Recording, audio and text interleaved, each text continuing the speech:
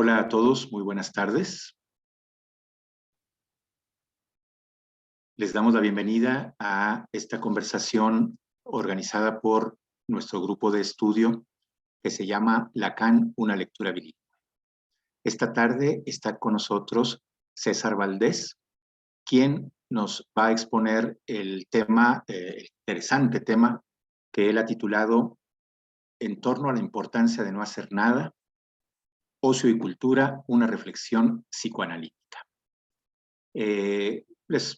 Para quienes no lo conocen, les presento a César Valdés, ya está aquí con nosotros. Él es psicólogo de la Universidad del Valle de México y aparte de la clínica, él practica la docencia en psicología tanto en la misma Universidad del Valle de México como en la Universidad Humanitas. Y tiene estudios de posgrado en la Universidad Intercontinental y en la Universidad LEI. Antes de darle la palabra a César, yo le voy a pedir a Erandeni Ochoa, que es parte de nuestro grupo de estudio, que nos dé algunas indicaciones sobre el funcionamiento de esta sesión de hoy. Una vez que ella termine, le dará directamente la palabra a César para que lo escuchemos. Adelante, Erandeni, por favor. Hola, buenas tardes a todos, bienvenidos. Bueno, pues ya muchos de nosotros, ¿no? Ubicamos la dinámica con la que hemos venido trabajando en estas conversaciones. Les solicitaremos de nueva cuenta que nos puedan apoyar manteniendo el micrófono en silencio y, bueno, esperar a que César exponga su tema y al finalizar, pues él ya nos dará pauta para que ustedes puedan abrir micrófonos. De preferencia, les pediríamos que puedan ir tomando la palabra a través del icono que ya ubicamos de la manita de Zoom para tener un cierto orden, o también si lo prefieren, pues pueden ir colocando sus dudas a través del chat y las iremos comentando. Bueno, pues le doy la palabra a César. Adelante. Muchísimas gracias a Jorge por la invitación. Híjole, es un gusto estar acá con ustedes. Por ahí disculpen los minutitos de tardanza que se me puso una entrevista más complicada, ¿verdad? De lo que me imaginé y vine corriendo, pero ya estamos por acá. También me da gusto ver un par de caras conocidas ahí a Nicolás, además, a quien de hecho voy a citar, entonces, pues es con mayor gozo, ¿no? Que esté aquí mi querido colega. Yo, cuando me pidieron un poquito algún tema, ¿no? Para la charla se me ocurrió, estaba yo leyendo una especie de monólogo de Oscar Wilde que se nos enseñó, llamado La importancia de no hacer nada, ¿no? Un pequeño monólogo, un pequeño librito muy curioso donde de alguna manera pues Oscar Wilde platica, ¿no? Un poco arrogantemente, de repente, como arrogantemente, el lugar del escritor y del crítico en la sociedad, ¿no? Es un libro que está un poco publicado después del retrato de Dorian Gray, que es su única novela, en donde pues dice una serie de cuestiones que se ganan la enemistad del público, entre ellos, bueno, dice un montón de cosas interesantes. Pero digamos que el título me pareció como en extremo sugerente, además de que se cruzaba con otra lectura de Teodoro Adorno que estaba yo realizando en ese momento y que me empujó un poquito a plantear una charla alrededor de la posibilidad de pensar el ocio. Lo voy a decir desde ya, pues, de alguna manera, la hipótesis central de la charla, como un espacio de juego, ¿no? Como un espacio de juego frente a los embistes del discurso capitalista, ¿no? Entonces, yo quisiera plantear ahorita una serie de reflexiones que van a tener tres ejes. El primero de ellos es justamente platicar un poquito la historia del ocio. La historia del ocio ha tenido una dicotomía también muy interesante con pensándolo a veces como algo particularmente antagónico pues al trabajo, ¿no? Tiempo perdido, me parece que es algo que además se vio mucho en la emergencia de la pandemia, donde la gente en estas 2 semanas, ¿no? Donde, digamos, no había nada que hacer, la gente se metió a cursos, aprendió yoga, bueno, hicieron una serie de cosas que parecía que una de las implicaciones era no parar, ¿no? De no parar, de seguir maníacamente moviéndose. Por otro lado, yo quiero retomar la idea de Teodoro Adorno y de otros pensadores de pensar el ocio más bien como la posibilidad del ensanchamiento del espíritu, ¿no? Para ello me gustaría platicar un poquito de algunas ideas directrices históricas alrededor del ocio. En segundo momento, yo quisiera juntarlo justamente al tema del discurso capitalista, que de alguna manera nos atraviesa a todos. También a las posibilidades de plantear algunos elementos de la técnica y con ello finalmente llegar a la hipótesis central, que es el ocio como un espacio de ilusión, el ocio como un espacio de juego, ¿no? Y plantear un poquito también la posibilidad de pensar pues el lugar del psicoanálisis, ¿no? En este momento tan interesante. En fin, que yo trataré de estar moviéndome entre psicoanálisis, ¿por qué no algunas referencias de literatura que siempre son vastas y tal vez justamente a veces más nutritivas, ¿no? Que las psicoanalíticas y algunas filosóficas, ¿no? Me meto al tema sin más preámbulo para que podamos platicar todos los que estamos presentes. El ocio en realidad tiene también una historia bastante interesante, ¿no? Yo encontré un librillo por ahí mientras pensaba la charla de Carmen Baños, justamente donde platica la historia del ocio y además hace una especie de reflexión desde el materialismo histórico, que sabemos que también tiene sus trampas, ¿no? Pero hace una especie de reflexiones del materialismo histórico. Y el ocio en realidad, en general, tiene dos cosas interesantes, ¿no? Que en la modernidad, sobre todo después de la modernidad, se plantea como algo antagónico, como una especie de sensación de tiempo robado, ¿no? De tiempo robado a la industrialización. Es decir, que cuando uno está de ocioso, hay una sensación de que no se está produciendo algo, ¿no? Pero por otro lado también tenemos la posibilidad de pensarlo como un espacio de contemplación, ¿no? Esta autora, de hecho, platica justamente dos acepciones etimológicas del ocio, ¿no? Platica sobre todo de la acepción helénica del ocio, que curiosamente Scolé, no sé griego, si alguien por ahí es de letras y nos puede nutrir un poquito con este tipo de aproximaciones etimológicas, es la misma eh, etimología también de escuela, ¿no? De tal manera que el ocio, por ejemplo, Sófocles, Esquilo y Eurípides, lo utilizan a veces como sinónimo de pereza, lentitud o inacción, pero también a veces se utiliza en otros textos como sinónimo de escuela, de asociación de sabios o de producto de estudio. De ahí también trae el tema de la implicación de la escolástica, ¿no? Posteriormente. Eh, Sin embargo, por ahí también la autora nos plantea que en Aristóteles parece que hay cierta lectura posible, sobre todo por ahí hay unos pasajes interesantes que me puse a repasar un poquito en la Ética Nicómaco, en la Ética Nicomaquea, donde se puede pensar el ocio como una especie no solamente de interrupción de lo laboral, sino como una especie de contemplación que Aristóteles un poquito por encimita lo liga a la posibilidad de la felicidad. Digamos, son unas pocas líneas de la Ética Nicómaco, en donde lo liga justamente como una posibilidad de trabajar para después poner ocio y tener un espacio frente a los embistes de la política, ¿no? Pensando pues, que Aristóteles siempre lo liga al son politikon, para poder ensanchar el espíritu, disfrutar del ocio, los que trabajen disfruten del ocio, porque el trabajo, dice Aristóteles, el trabajo lo hace para algún fin, para tener algún fin que no se posee, mientras que la felicidad, siendo un fin en sí mismo, está más ligado al ocio, ¿no?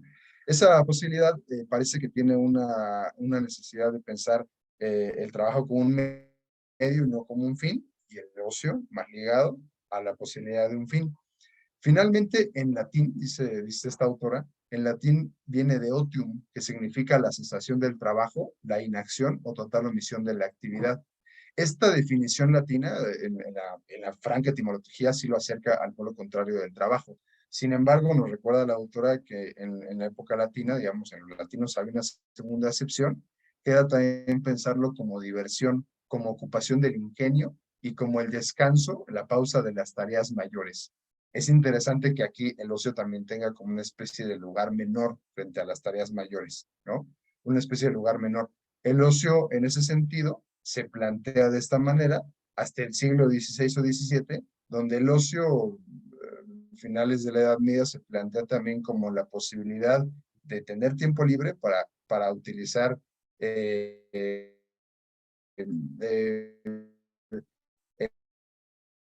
ocio para las conversaciones y para la salud. De tal manera que el ocio tiene una acepción acá como de sosiego y de actividad. Se establece después en la modernidad la dicotomía entre, aquí la autora lo pone así, entre el ocio en su sentido negativo, es decir, como una pausa frente al trabajo, versus el ocio en un sentido contemplativo y de ensanchamiento del espíritu. La autora retoma mucho un textito que es realmente una delicia, si lo pueden checar, de hecho está en internet, de Bertrand Russell, llamado Elogio a la ociosidad. Es un texto que no tiene pérdida, ¿no? Que uno se lo echa en una tardecita y es un texto maravilloso.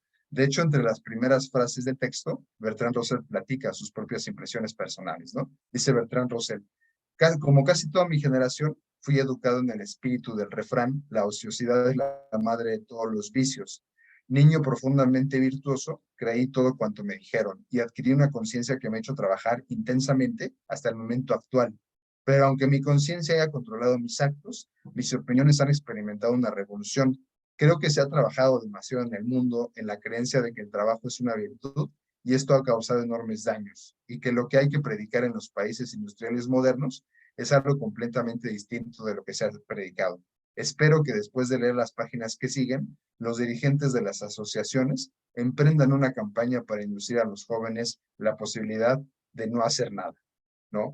Bertrand Russell tiene una serie de reflexiones que recuerdan a un poquito, al menos mientras yo lo leía, me recordaban muchísimo también a las reflexiones de este texto de El fin de la utopía, ¿no? De Marcuse, porque la línea fundamental de Bertrand Russell es pensar que en el momento de la modernidad, la posibilidad de la plusvalía, pensado como el exceso de producción, nos podría permitir ya momentos de ocio, ¿no?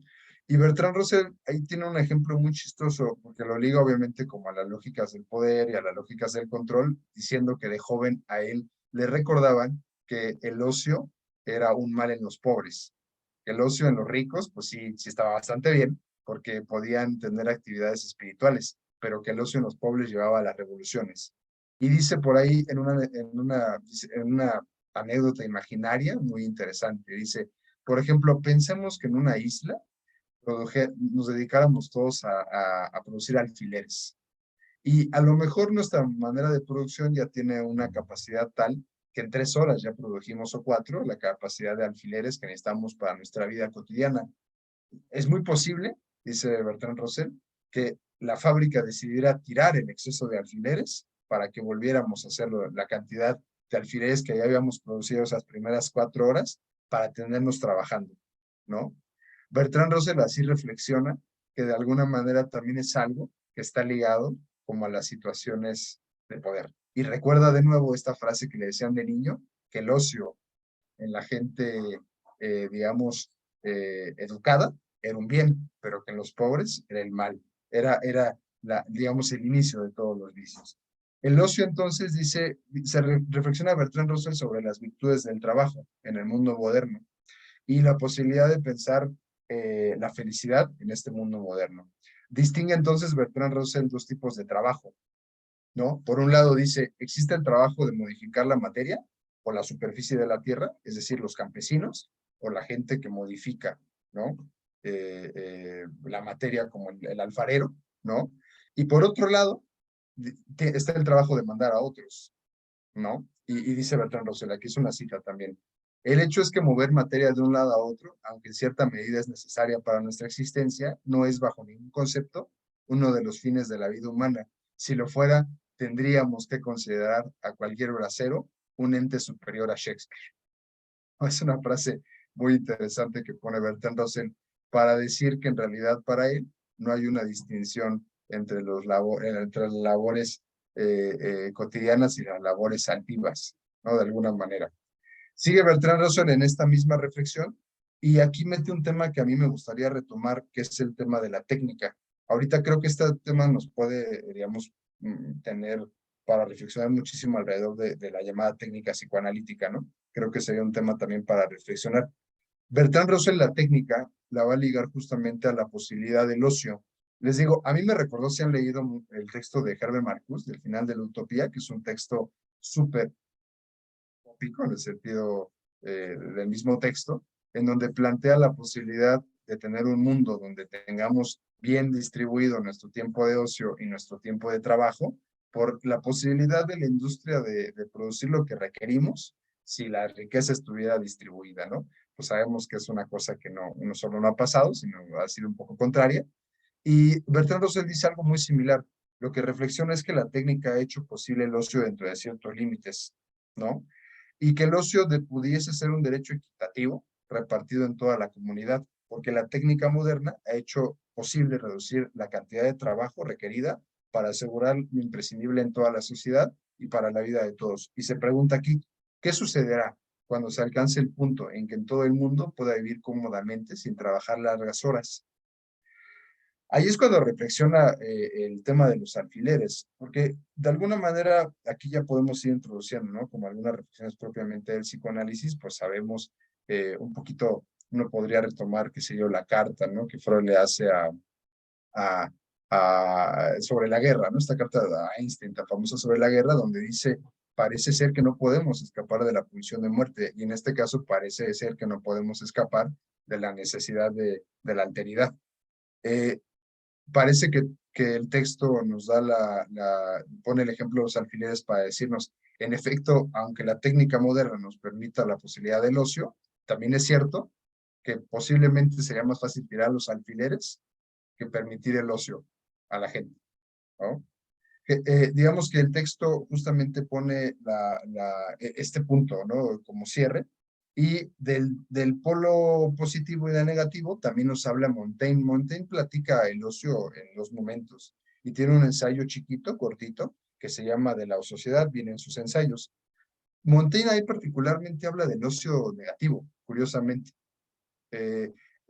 Dice que en efecto el alma se pierde cuando no tiene un fin establecido, pues como suele decirse, estar en todas partes no es encontrarse en ninguna. Es decir, que Montaigne curiosamente sí divide el ocio positivo del ocio negativo y nos acerca a pensar que el ocio negativo pues es una especie de lugar donde el espíritu se diluye. Y de alguna manera, deme un segundito, déjenme cerrar la puerta, que hay un poquito de ruido acá en casa.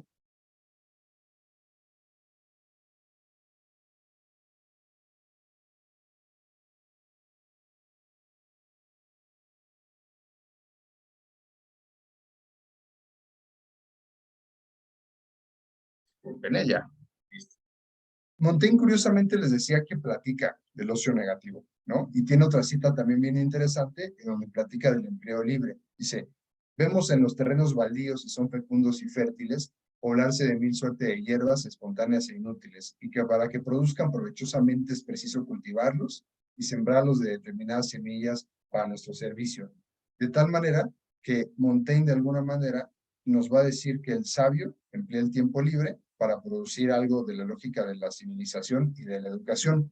Sin embargo, el necio lo emplea para producir cosas que no ensanchan el espíritu, ¿no? Montaigne sí tiene esta distinción que tanto platica el libro de Carmen Baños alrededor de la distinción del ocio como algo positivo y del ocio con algo negativo, ¿no? De alguna manera, esta misma autora nos va poniendo enfrente una serie de particularidades alrededor de los bienes. Es decir, que también nos va diciendo un poquito, y esto creo que ya nos puede acercar al tema psicoanalítico también, a pesar de ser una breve introducción desde la historia de las ideas, a pensar también en el lugar del objeto, ¿no? En la sociedad y en el ocio. Sabemos nosotros por el tema psicoanalítico, ¿no? Que el uso del objeto en el terreno del capitalismo del sujeto, pues tiene que ver con un uso bastante maníaco, ¿no? En los momentos contemporáneos. Y esto también les quería yo platicar un poquito de este texto tan lindo de Darian Lieder que salió, llamado Estrictamente Bipolar. Es un texto bastante lindo, donde trata el tema de manera puntual. Está editado por Sexto Piso, me parece, si no me falla pues acá lo tengo.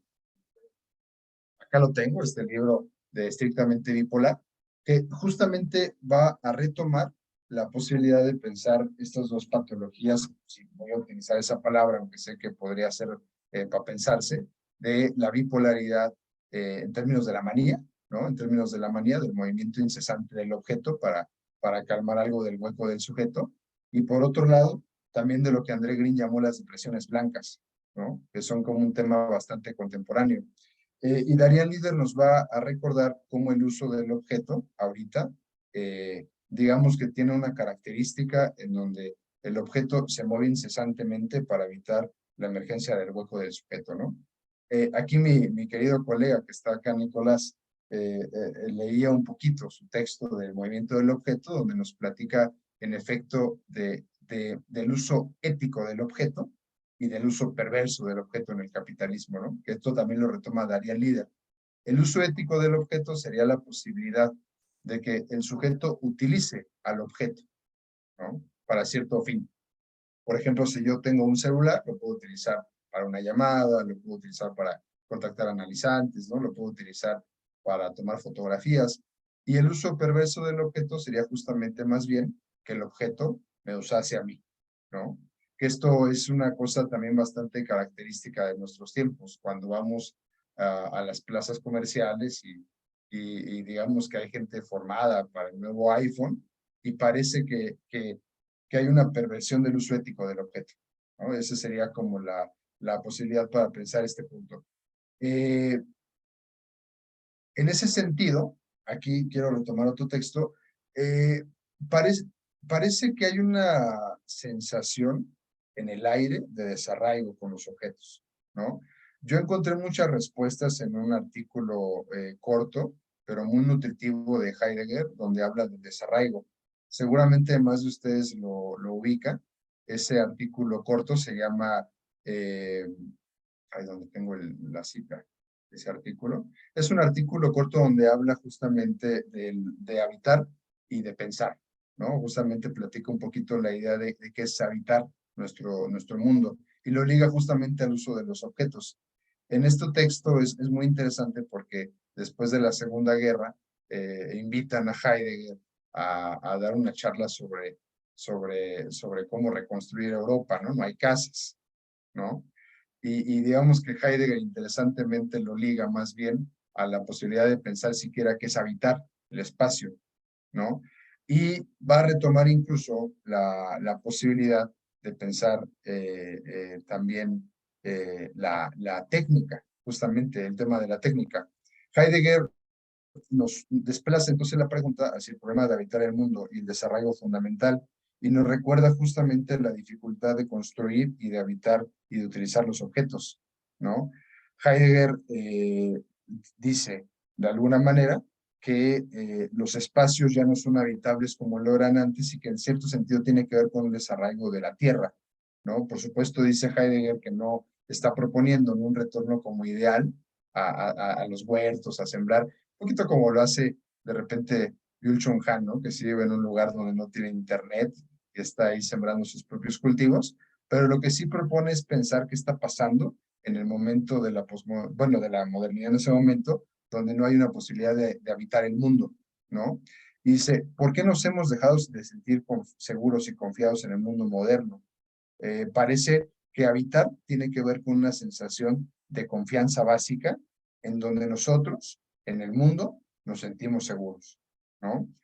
Entonces, la idea acá sería que el uso del objeto y la posibilidad de habitar como una seguridad básica, llámese como lo piensa Heidegger, llámese como lo piensa Michael Balint de la falta básica, ¿no? Llámese como lo piensa también Winnicott de repente con la posibilidad de un sostenimiento materno primario, ha sido un tema de profundo desarraigo, a partir también digamos, pues de la globalización y de la caída de los referentes en la posmodernidad, ¿no? Yo quisiera retomar este texto de Heidegger, pero también ligándolo a las caídas de los referentes.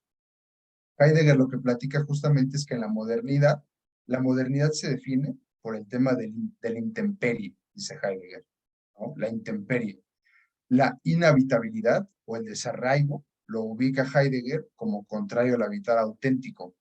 Y nos recuerda Heidegger que hay cierta imposibilidad de habitar la casa como se habita el mundo, como se habita la casa, ¿no? Él mismo se defiende de las críticas y dice, por supuesto que no propongo un retorno genuino a un momento idílico perdido, a vivir habitando chozas o a regresar a tiempos pretéritos, pero sí le gustaría plantear una serie de cuestionamientos hondos en donde se reflexiona dos aristas, la posibilidad de habitar y la posibilidad y la imposibilidad de la técnica moderna de permitirnos habitar este mundo y de vivir, por lo tanto, con desarraigo. Esta idea la va a ligar Heidegger a la técnica, que justamente ahorita lo quiero regresar, pero también a la posibilidad de enraizarse en un mundo. Ajá. ¿Es posible, se pregunta Heidegger, habitar el mundo en la modernidad? ¿Qué hacer con el desarrollo? ¿Qué arquitectura podemos proponer para la modernidad? En la modernidad, nos dice acá Heidegger, se habita mecánicamente esta tierra, ¿no?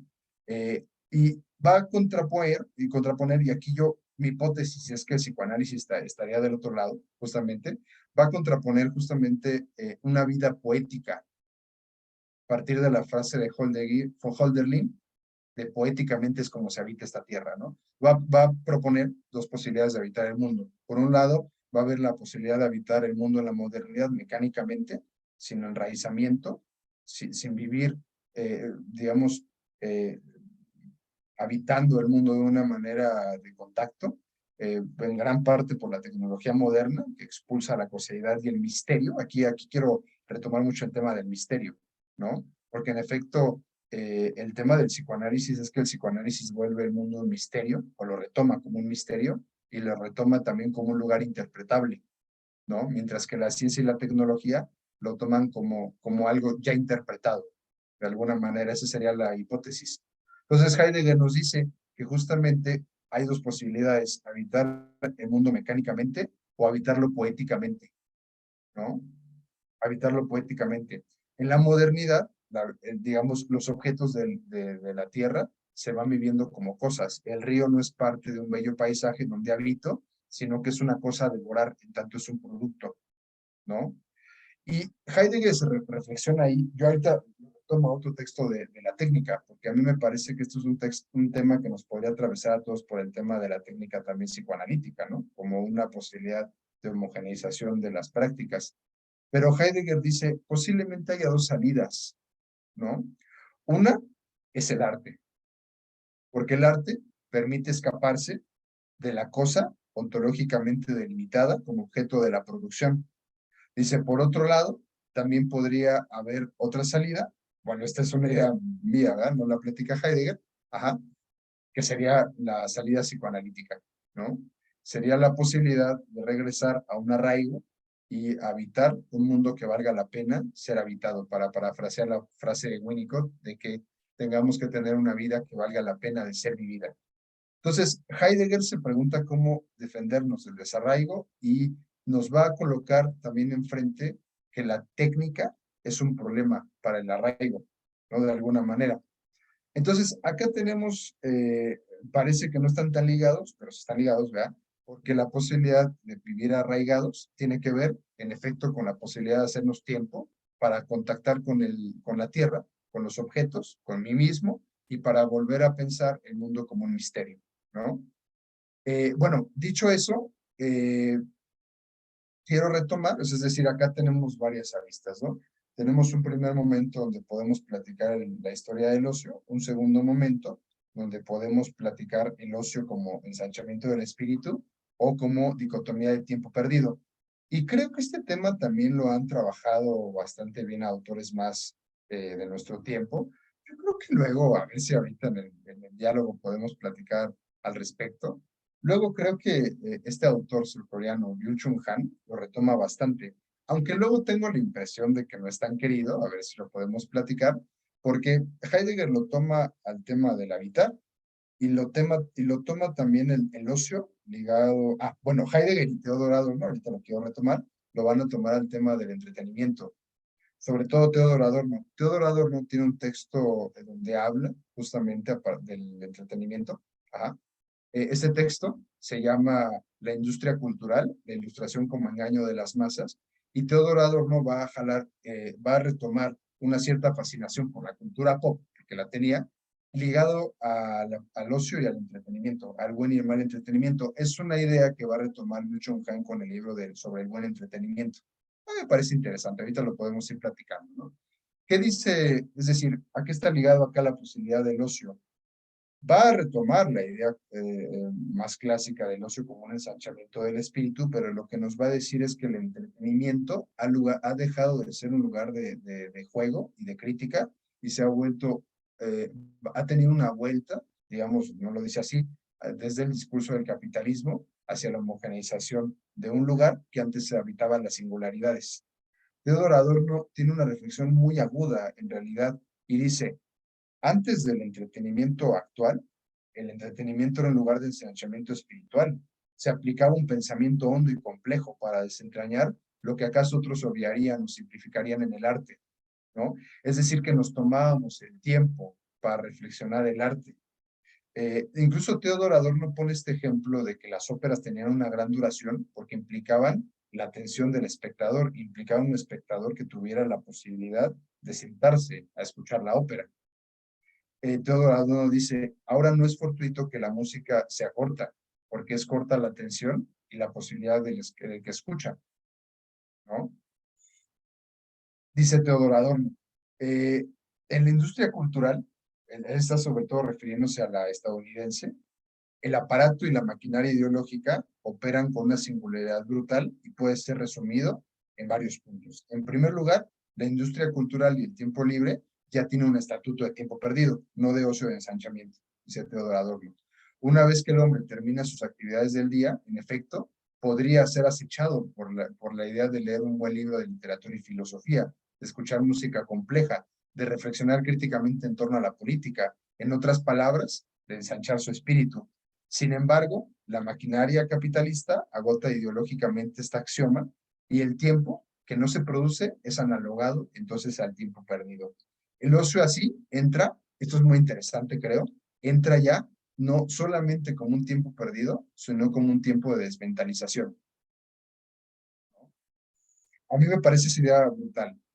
Yo la pensaba en términos de la desmentalización melseriana, ¿saben? Es decir, como este mecanismo particular que Meltzer describe en el autismo, en donde el psiquismo, en lugar de tener una cuestión agresiva hacia la ruptura del objeto, permite que el mismo objeto se diluya pasivamente y hay una especie de pensamiento blanco donde el sujeto no vive angustia, no vive contacto con el otro ni con uno mismo, pero por lo tanto tampoco vive desasosiego. Theodor Adorno da la posibilidad de pensarlo por ahí. O sea, lo que dice es, ya no solamente el ocio se analoga a la falta de producción, sino se analoga a un espacio en blanco. Esto es muy interesante, ¿no? Porque la gente pone... El otro día yo veía una publicación en internet, ahora con tantas plataformas de streaming, donde decía la gente, ahora qué plataforma voy a contratar para no pensar, para ponerla de fondo mientras lavo los trastes. Me parece que ahí es la lógica que está platicando Theodor Adorno.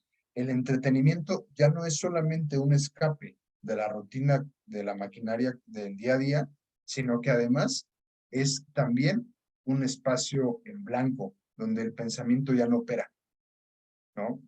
Esto es un primer punto que trabaja Theodor Adorno. En ese sentido, lo que dice es que se junta con el estatuto en donde el tiempo de complejización no solo es un tiempo inútil, sino es un tiempo en blanco, ¿no? Dice, en segundo lugar, también tiene otro pero, el ocio. El ocio, en el ocio no compramos cosas. Creo que esto podría ser replanteado, ¿verdad? Porque ahora hasta en el ocio compro cosas. Pero en el ocio dice, es un tiempo perdido, porque en el ocio no compro cosas, y si estamos pensando, ¿no? En la lógica del capitalismo, pues en el ocio no hay un tiempo en donde pues compro algo, ¿no? Compro algo. Y en tercer lugar, Theodor Adorno lo liga también a su concepto de razón instrumental, ¿no? Si ustedes recuerdan el concepto de razón instrumental, es un concepto muy interesante porque liga cómo la técnica, como rompe el estatuto clásico de técnica, en tanto algo de la lógica de la comprensión y del misterio, la técnica como algo repetitivo, aquí tendríamos que platicar también como del discurso científico, cada vez va cobrando más autonomía con respecto a la crítica. Entonces, el mismo ocio va estando al servicio de la razón instrumental y lejos de ser un vehículo de ensanchamiento del espíritu, se vuelve un vehículo del tecnocrático y dejamos de tener la posibilidad en el ocio de, digamos, de producir un espacio de misterio, ¿no? Esto es incluso un poco nostálgico, ¿no? Porque el mundo se va volviendo como cada vez menos misterioso, según esta lógica. Y también paradójicamente, Teodoro Adorno, creo que este es un tema también interesantísimo, pues ya va diciendo desde entonces que es muy posible que haya otra vez alzas fascistas, ¿no? Es decir, de momentos como donde el otro es malo, ¿no? Para citar este título de Miller, ¿no? Donde el otro es malo. Porque justamente lo que va pasando es que vuelve a haber sistemas cada vez más críticos, más tecnocráticos y menos humanos, ¿no? Hay una pérdida de humanidad. Ustedes recordarán que a Adorno y a Horkheimer le tocan estos juicios de Nuremberg y van platicando pues de alguna manera con los nazis, ¿no? Y se impactan de la tecnocratización de su discurso ausente de la humanidad, ¿no? Ahí está parte famosa de la dialéctica de la dialéctica de, ay, estoy haciendo, no, lead meeting, no, espérame, estoy saliendo medio solo, de la dialéctica de la ilustración, ¿no? En donde le preguntan a un general nazi que cómo mataba, ¿no? Tantos judíos en tantas horas, que es una pregunta ética, y él responde con una respuesta técnica. Esa cita es muy famosa, ¿no? Le dice, pues, es muy sencillo, yo ponía 10 personas en una hilera, le disparaba con una bala y así ahorraba balas, ¿no? Entonces, lo que está ligando también Teodoro Adorno es el alza de los sistemas protofascistas a la separación de la técnica, de la crítica, que es la idea básica de la razón instrumental, y por otro lado, como el ocio está al servicio de esa razón instrumental. A mí me resulta muy interesante. Al igual que Heidegger,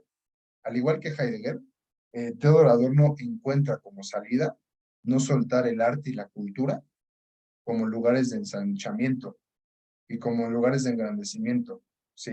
Les voy a leer una cita acá muy interesante. Sí, dice, la técnica de la industria cultural ha llevado solo a la estandarización y producción en serie y ha sacrificado aquello por lo cual la lógica de la obra se diferenciaba de la lógica del sistema social. Por ello no se debe atribuir a una ley del desarrollo de la técnica como tal, sino a su función de la economía actual. La radio, bueno, excepto la radio, democrática, convierte a todos los oyentes para entregarlos autoritariamente a los programas entre sí iguales de las diversas emisoras. No se ha desarrollado ningún sistema de réplica y las emisiones privadas están condenadas a la clandestinidad. El esquematismo del procedimiento se manifiesta en que finalmente los productos mecánicamente diferenciados se revelan como lo mismo. De alguna manera, Adorno ya está intuyendo también esta cualidad del capitalismo, ¿no? De la homogeneización de la producción, ¿no? Y lo que a él le causa como especial dolor es pensar que el arte, como espacio de la singularidad, también está cediendo a la homogeneización de la producción. Es un tema también como bien interesante. La industria cultural se adapta a la economía actual y en lugar de buscar espacios de verdadera singularidad, lo busca en apariencia, pero en el fondo homogeneizando los discursos, ¿no? Que nosotros sabemos que esa es una de las cualidades del capitalismo. En el arte, lo que antes era variable y novedoso, se vuelve así un producto medido e invariable, aunque a partir del exceso de producción se pueda sentir como algo terriblemente variable, ¿no? En ese sentido, Adorno le pone dos características, ¿no? Al capitalismo. Por un lado es alienante, lo sabemos ya también por otro tipo de lógicas, y por otro lado homogeneiza los productos culturales para hacer sentir a los individuos que lo comen una sensación falsa de que son cuestiones hechas a la medida. Y el arte que escapaba a la proliferación del igual, ahora es engullido bajo la perversa maquinaria de la industria cultural. Ajá. Yo creo que acá es un tema que a mi juicio también sigue Byung-Chul Han en su libro del buen entretenimiento, ¿no? ya sabemos, acaba de sacar este libro también de las no cosas, que seguramente por ahí han ojeado. Yo lo he ojeado, no lo he leído, entonces no lo voy a citar porque no lo conozco. Lo vi en Gandhi, lo he comprado. En donde en el buen entretenimiento, Byung Chul Han sigue esta lógica de Adorno. Y lo que nos dice es que en el ocio para la sociedad se ha vuelto un mal insufrible porque es una forma insoportable de vacío. ¿Sí? Aquí yo quisiera jalar como a temas, sobre todo a dos ideas básicas de la posmodernidad. Uno es, en efecto, la idea de André Green, de que el tema del vacío es un tema constante, y otro también es la dificultad del capitalismo de hacer punto de capitán con el nombre del padre, ¿no? Tal como lo platica Lacan, tal como lo platica también Máximo Recalcati en el libro de ¿Qué queda del padre?, en el libro también de el complejo de Telémaco, ¿no? Porque bajo esta lógica, el trabajo ya no está convertido en juego. Aquí esta es la hipótesis con la que yo quisiera cerrar, no porque ya vaya a cerrar, ¿verdad? Pero lo dice Byung Chul Han de una manera bastante puntual. El trabajo como momento de ludificación ya no existe, ¿sí? El trabajo y el ocio como lógicas de ludificación ya no existen. Con constancia, dice Byung Chul Han, esto es transparente en empresas como Google, donde constantemente hay un discurso donde el sujeto podría venir a divertirse al trabajo, ¿no? Ponen maquinitas de ping pong o el Xbox, ¿no? Y lo que parece es que es una inversión como perversa de la ludificación, porque el ocio como juego plantearía que no fuera en el trabajo, que fuera en el espacio íntimo, ¿no? Sin embargo, lo que Byung Chul Han se da cuenta con gran agudeza, a mi entender, es que el trabajo ha absorbido el espacio del ocio como ludificación, porque la idea es, no sientan esto como trabajo. Aquí hay cervezas, aquí hay mesas de ping pong, y vamos a desdibujar la diferencia entre el tiempo libre y el trabajo. Se trabaja eternamente de día y de noche, porque el trabajo es también diversión y la diversión es trabajo. Con esa posibilidad se borra la línea divisoria, ¿no?, que proponía Adorno entre tiempo de producción y tiempo de ocio y ensanchamiento del espíritu. Es incluso más perfecta la maquinaria de la actualidad al desdibujar la línea divisoria entre producción y ocio, porque lo que plantea es la posibilidad de pensar que el trabajo es ocio y el ocio es trabajo. El trabajo, en efecto, se ha degradado en la actualidad a una mera desconexión mental. Perdón, el ocio, disculpen, el ocio en trabajo, el ocio ha sido degradado a una mera desconexión mental, a ver series vacías, repetitivas, o a películas que no hacen reflexionar, pero reflejan, cumpliendo con la máxima de Adorno, que Adorno pronosticaba, la ausencia de la crítica. Entonces, a mi entender, aquí yo lo que pienso es que si Adorno ya nos decía que el ocio desde la razón instrumental estaba al servicio de la tecné, ¿no? Y que estaba al servicio de lo acrítico, siguiendo a Byung Chul Han, el ocio en lo posmoderno no solamente está al servicio de lo acrítico y de la tecné, sino además está al servicio del vacío. Sería un tema para pensar, ¿no?, al respecto. Yo creo que aquí tengo un par de ideas más que quiero poner enfrente, pero plantear la hipótesis fundamental es tanto Adorno como, digamos, el libro famoso de Homo Ludens, ¿no?, nos propone pensar el ocio como un espacio de juego. ¿Por qué como un espacio de juego? Porque el juego, siguiendo un poquito a Winnicott, es un espacio de ilusión que permite plantearse a sí mismo como misterio. El ocio y el arte y las cualidades, digamos, y todas las actividades que Adorno describe, ¿no?, en el tiempo de ocio, los podemos pensar como un espacio subjetivo, tal como Winnicott lo plantea, como un lugar donde yo me estoy jugando, donde yo me estoy proyectando en un espacio continente y donde puedo verme misteriosamente reflejado en las actividades artísticas. Esto implicaría, siguiendo a Adorno, pensar la similitud entre el ocio, el espacio artístico, el espacio de juego, como lo platica también Byung Chul Han, y yo aquí agregaría el espacio psicoanalítico, ¿no?, el espacio psicoanalítico. Sin embargo, lo que apunta Byung Chul Han es que en la etapa posmoderna ha diluido esta diferencia entre trabajo y ocio y que por lo tanto hay muy poco espacio para la ludificación. Que incluso se pervierte el uso de la ludificación y se utiliza ahora en el espacio de trabajo. Ahora, aquí a mí me lleva como a pensar mucho también la posibilidad del ocio y de la tecné, ¿no? Yo no sé acá qué piensan, o sea, sería bien interesante también el espacio de diálogo, porque es muy común que en los institutos psicoanalíticos tengamos clases de técnica, ¿no? O sea, yo donde me formé en su momento, pues tuve como 4 semestres de técnica psicoanalítica, ¿no? Es muy curioso eso, se contrapone de repente a los actos singulares, ¿no? Del consultorio. Eh, ¿Por qué está ligado el ocio a la técnica? Theodor Adorno lo platica bastante bien, porque la tecné, en un sentido clásico, tenía, bueno, esto lo platica también Heidegger, un texto sobre la técnica, tenía un espacio, tenía una implicación de desocultamiento, ¿no? Muy similar a cualquier arte. El hombre, ¿no? Que se dedicaba a hacer, qué sé yo, ropa, que se dedicaba a cuestiones que en ese momento se podían llamar como técnicas, tenía también una lógica de encontrar algo de la esencia de lo que se estaba buscando, ¿no? Era muy similar al artista, de alguna manera, que dice que en el pedazo de mármol ya existía, ¿no? La esencia de aquello que estaba buscando. Y en ese sentido es la técnica moderna la que tiene esta separación entre algo repetitivo, ¿no?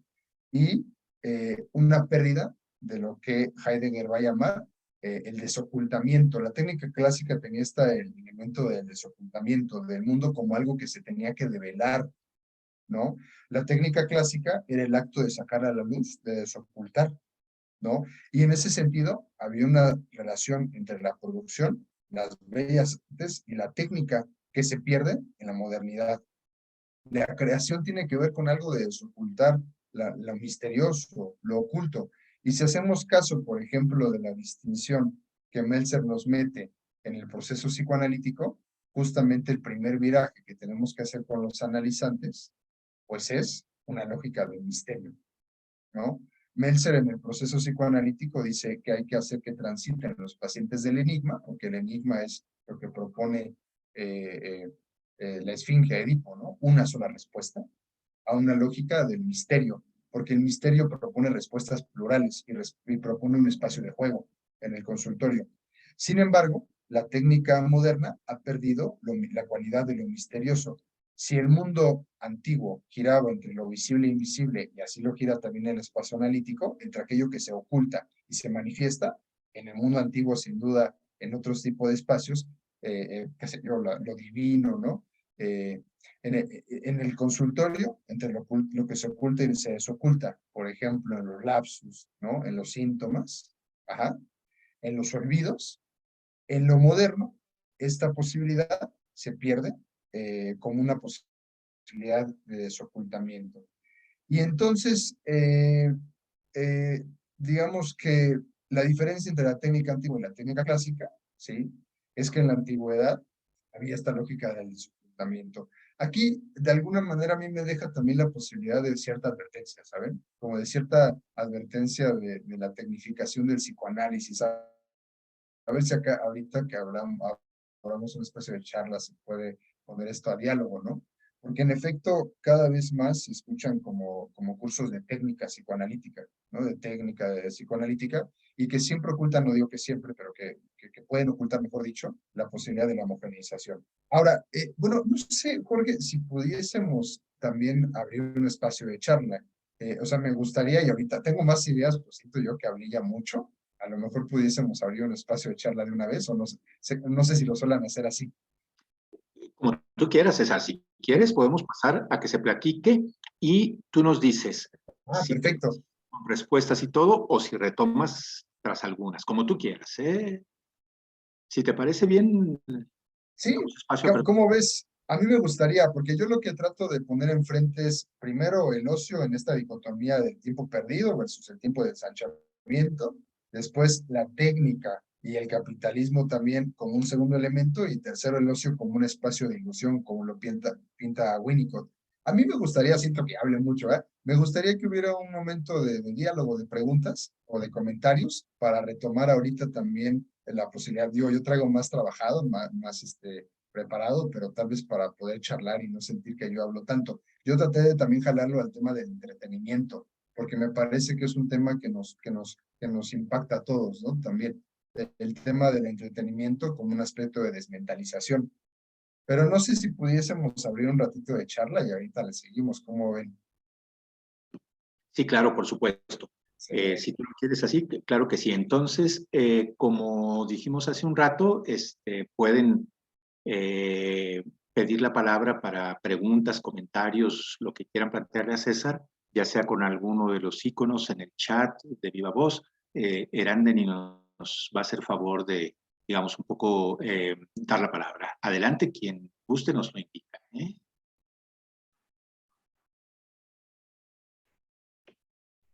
Sería padre, ¿no? Una platiquita.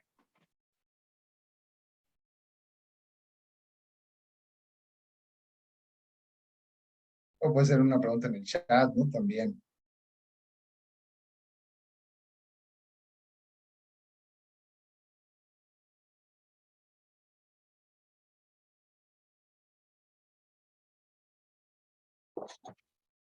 Yo, pues, sí.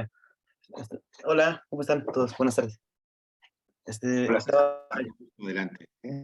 estuve acá pensando desde que vi el título de la charla, me pareció muy interesante. No dejé de pensar en esta situación que está planteada en el acerto, ¿cómo se llama?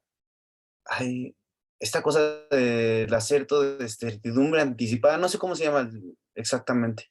Sí, sí. Ujú. Y cómo en esta lógica que plantea Lacan del tiempo, de un tiempo lógico, ¿no? Que es como la novedad de lo que está planteando en ese texto, eh, hay como una cogitación de lo que cada quien tendría y, y si es ficha blanca o negra lo que tiene atrás. Pero principalmente como ese no hacer, que parece más bien impuesto en ese momento, impuesto por la ficha que tiene, determina su no hacer. Eh, no sé, realmente no sabría conectarlo muy bien, pues, pero a partir de lo del título le estuve dando vueltas y vueltas a ese asunto. Como ese no hacer, este, estaría en relación con este asunto. En ese caso determinado como por otras, como no sé si sería una cosa simbólica o cómo plantearlo, a mí me parece que sí. Y también, por otro lado, estaba pensando en todo esto que trabaja Lush en principio en letra por letra, sobre el tiempo en el que este Hamlet no puede como actuar hasta que dice que es un pasaje al acto lo que hace en la versión de letra por letra. En Erótica del duelo dice que más bien tiene que esperar a averiguar si ese fantasma, si es el fantasma de su papá o no. Pero estaba pensando cómo este, no hacer, que parece desde fuera pues adelante, ¿no? Ya, muévete, eh, hay unas condiciones a las que hay que hacerle lugar, ¿no? Es lo que me llama la atención, pues, o sea, que lo que plantea Lacan en el tiempo lógico y el acerto, no me acuerdo cómo se llama, este, como esa espera, hacerle lugar a esa espera, por otra vía. Quería comentar eso. Gracias. Sí, no, gracias, colega. Tengo la impresión de que te ubico de alguna charla también por ahí que escuché tuya, pero sí, sí, sí, claro. Yo creo que tiene mucho que ver, ¿no? Con lo que estamos platicando en términos de que del no hacer, ¿no? También como de la espera, que también al final es un acto, ¿no?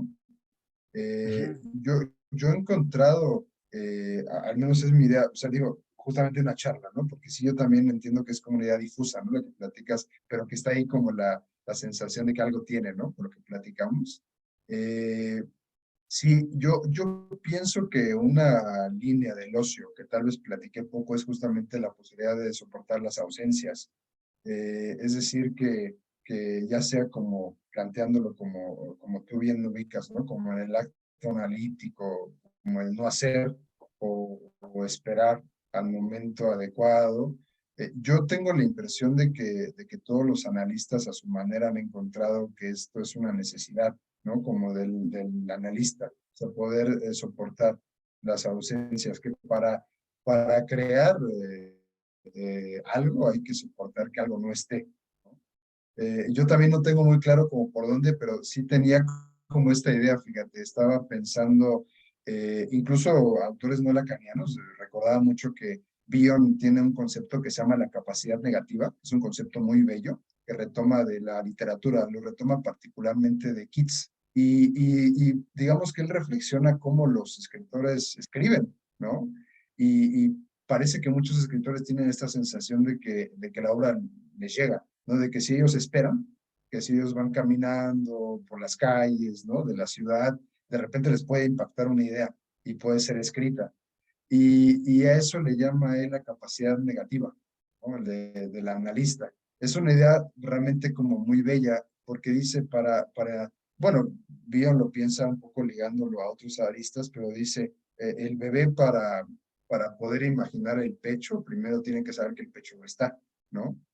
Y yo siento que algo que tú platicas es así, o sea, yo creo que para poder crear, desde el hacer y desde el no hacer, primero hay que soportar que algo no está. Y tengo la impresión de que justamente es algo que uno escucha cada vez menos, ¿no? Como capacidad negativa. Los que supervisamos como tal vez de repente a terapeutas, ¿no? Más jóvenes, yo doy clases en 2 maestrías, de repente es una cosa muy difícil, ¿no? Como aguantar el no saber, el aguantar el que la cosa no esté ahí enfrente y que con constancia tiene una intervención tal vez demasiado presurosa, ¿no? La gente. Entonces yo también, no sé bien cómo, también lo estaba pensando, pero muchos autores platican el tema de soportar la ausencia del objeto, ¿no? De decir que el significante no esté, que el pecho no esté, para esto. Y al menos particularmente la idea de la capacidad negativa lo liga a la creación. Sí, yo también no sé bien cómo ligarlo, pero en efecto pensaba yo cuánto el arte nos permite también, porque el arte pronto, el que habla de Tero Dador, ¿no? Ese no, o sea, son canciones de 2 minutos, son películas, son series, ¿no? De 15 cortometrajes de 15 minutos que uno ve mientras come, ¿no? Pero parece que la posibilidad del arte como, y del ocio como ensanchamiento implica aguantar una obra compleja, ¿no? Implica saber que uno está viendo una película y no sabe a dónde va la película. Y de repente nos cae como al 3, 4 partes de la película, ya entendí por dónde iba el tema de la película, ¿no? Creo que algo de eso hay, ¿eh? No sabría yo también bien cómo irlo apalabrando, pero sí lo estaba yo pensando mientras platicaba y preparaba esta charlita, ¿eh? Ya, gracias. Yo ahorita que estaba escuchando toda esta parte que mencionas, tengo una pregunta, pero más bien, ¿qué pensabas tú o si ves alguna relación entre lo contemporáneo que sería el ocio y la angustia, ¿no? Hay algo que se presenta de la angustia cuando el ocio se presenta como oportunidad, ¿no? O sea, cuando hay este tiempo libre, cuando hay esta, sí, ganas de no hacer nada, de repente viene esta sensación de angustia, ¿no? Y lo pensaba también en los discursos de los pacientes, ¿no? De los analizantes, cuando no hay este sentido, cuando no hay esta ocupación de la palabra como algo que tenga un lugar apropiado, y pensaba como este ocio del mismo lenguaje o de la palabra, ahí aparece algo de la angustia, ¿no? Como si estuviéramos de alguna forma condicionados a que frente a ese no hacer nada, solo parece angustia y no puede haber producción, ¿no? Y que la angustia permite también la producción, ¿no? Pero ahí lo difícil es darle la vuelta. Sí, claro, claro, yo creo que sí está muy ligado. Yo pensaba, yo pensaría algo así, ¿eh?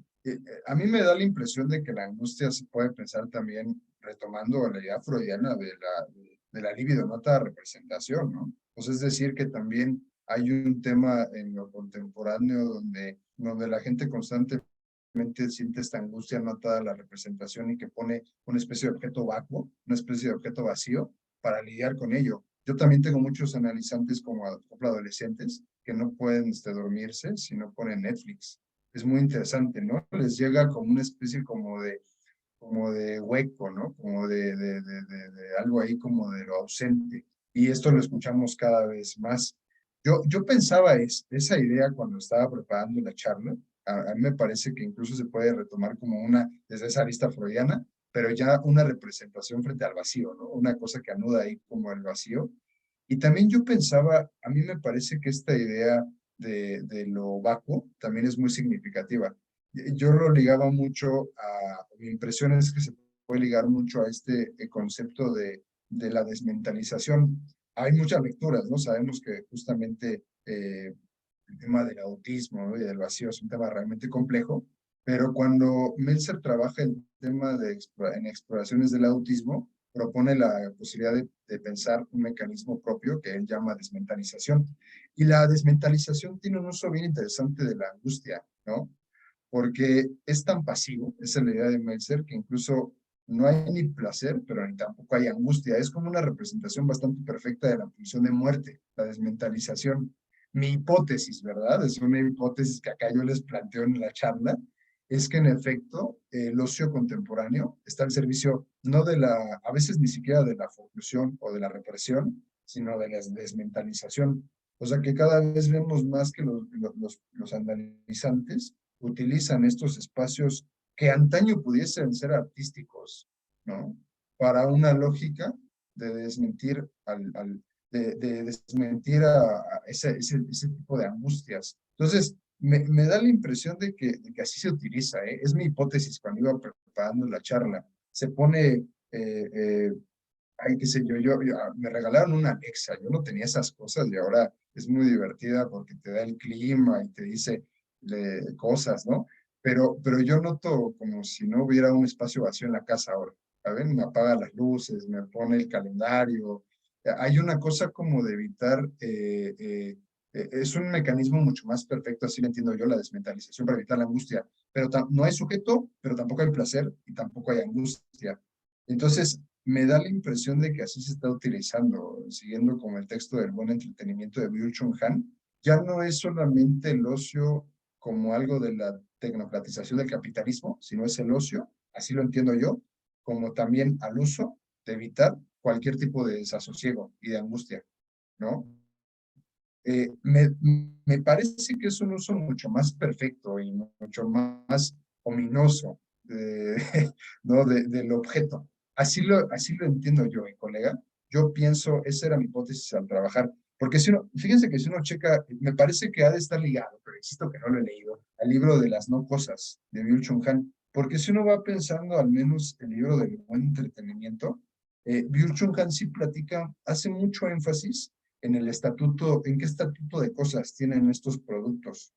O sea, es una pregunta muy interesante, porque de alguna manera parece que la palabra de no cosa, habría que replantearla, ¿no? Seguramente, también da la posibilidad de una desconexión mental, de una desmentalización. No utiliza esa palabra Byung-Chul Han. Mi lectura es que está hablando de la desmentalización, que cuando uno pone cosas, ya no solamente son para una homogeneización de los sujetos, sino son para no pensar. Entonces, a mí me da a entender, esa es mi hipótesis, que si Theodor Adorno ya nos platicaba en la razón instrumental que la crítica se disociaba de la tecné, ahora con las no cosas es una disociación más perfecta, porque no solamente la tecnocratización constante de la ciencia y de la técnica discursiva, sino además es una desconexión del propio pensamiento, ¿no? Del pensamiento mismo. Y no solamente es una función del sujeto, sino una función más similar a la del autismo. Esa es mi hipótesis siguiendo a Byung-Chul Han. Toda la gente con constancia pone series o música para no pensar, eso te lo dicen los analizantes, ¿no? Es que pongo cosas para no pensar. ¿Y qué estatuto tiene no pensar? Tiene el estatuto del funcionamiento autístico que escribe Meltzer. Yo lo ligaba mucho a este libro, porque Meltzer, si no han leído, yo sé que mezclando Lacan con Meltzer, yo con muchos otros autores, pero hay un diálogo muy interesante, porque Meltzer habla de la profundidad de los sujetos, ¿no? Y habla de cuatro dimensiones del objeto, y justamente el autismo llega a todas las dimensiones del objeto. Mi impresión es que justamente eso está pasando con el entretenimiento contemporáneo. A mí me resulta, en ese sentido, como una versión mucho más ominosa que la que platicaba Theodor Adorno y la que incluso platica Lacan en ese sentido, ¿no? Porque no solo hay una formación del sujeto, sino hay una desmentida, una desmentalización del pensamiento mismo. Es una cosa realmente como tétrica, ¿no? Que nos acerca incluso, ¿por qué no decirlo?, como a libros de ciencia ficción como tipo Yo, Robot de Isaac Asimov, es decir, a momentos donde ya no hay un pensamiento en los objetos, sino una automatización constante. Es mi reflexión, colega. Así lo entendí. Yo sé que mezclé mucho, pero estaba yo mezclando con también el concepto de desmentalización menseriana. A mí me parece que es una posibilidad, ¿no?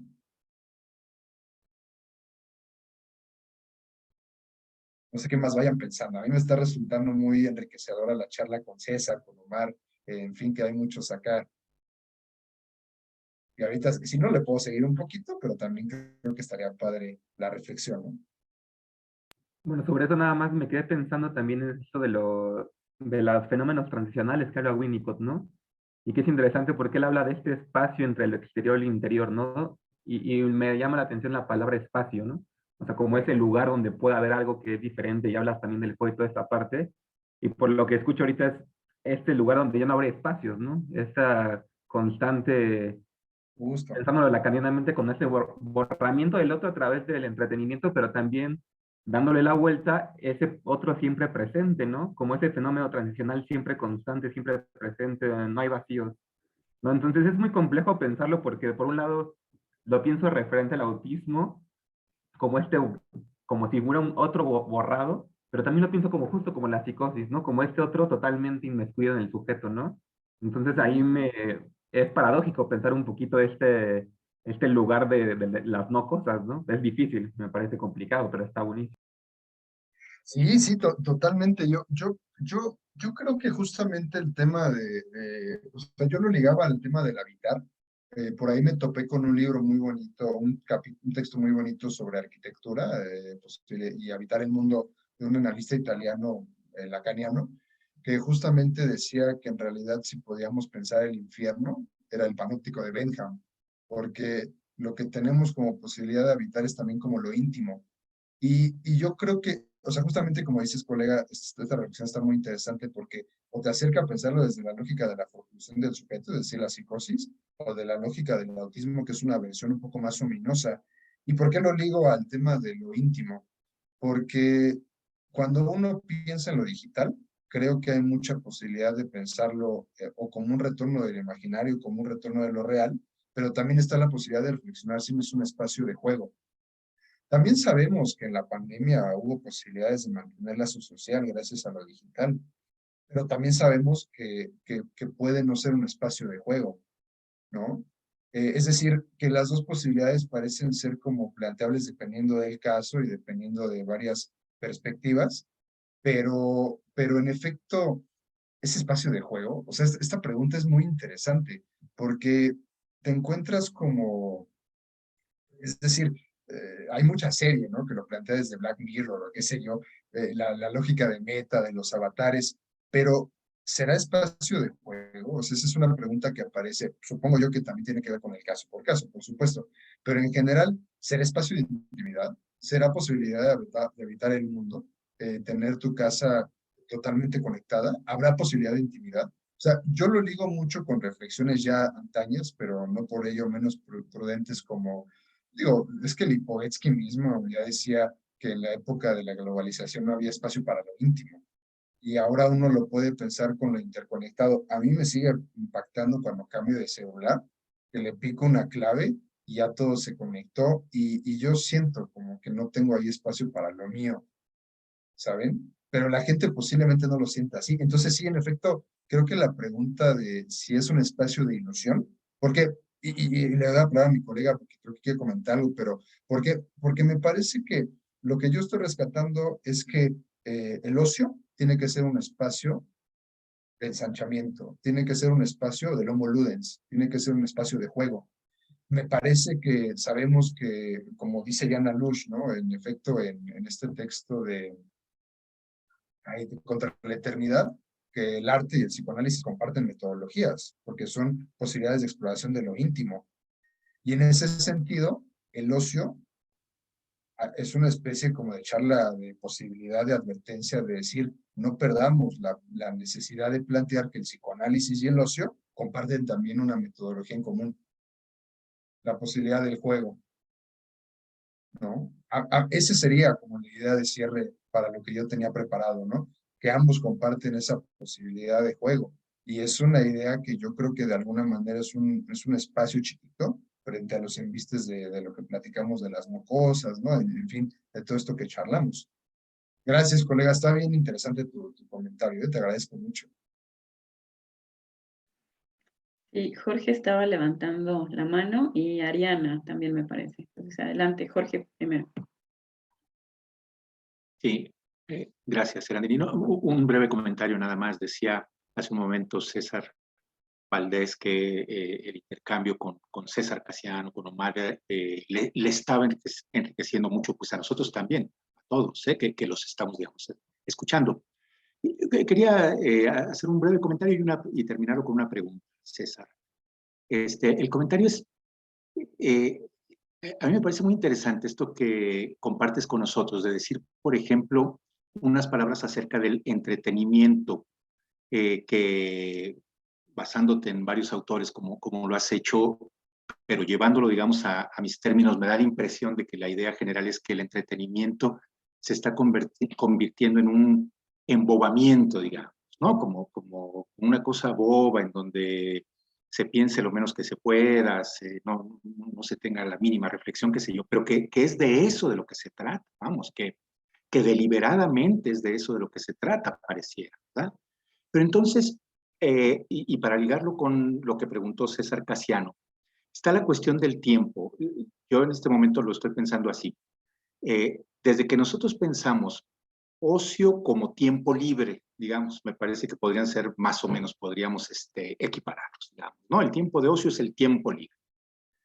Pero si pensamos que hay un tiempo libre, es por oposición a un tiempo no libre. No sé si decir esclavizado, ocupado en el sentido de, bueno, y sí decimos también así, ¿verdad? Mi tiempo de mis ocupaciones, qué sé yo. Pues entonces, este segundo de libre no tiene nada y sí tiene mucho, bueno, podríamos decir hasta de enajenado, digamos, ¿no? Pero entonces, lo que yo veo ahí muy, pues muy llamativo y muy retador, digamos, ¿no? Es que el tiempo de nosotros, el tiempo enriquecedor, etcétera, pues tendría que ser la mayor parte por comparación con aquel en el que se supone que es el tiempo libre, desocupado, etcétera, etcétera, ¿no? Uno a veces escucha esto, y como tú lo has dicho, pues en analizantes, en gente, ¿no? Que dice, bueno, es que trabajo y acá y allá y quiero dedicar un tiempo para mí.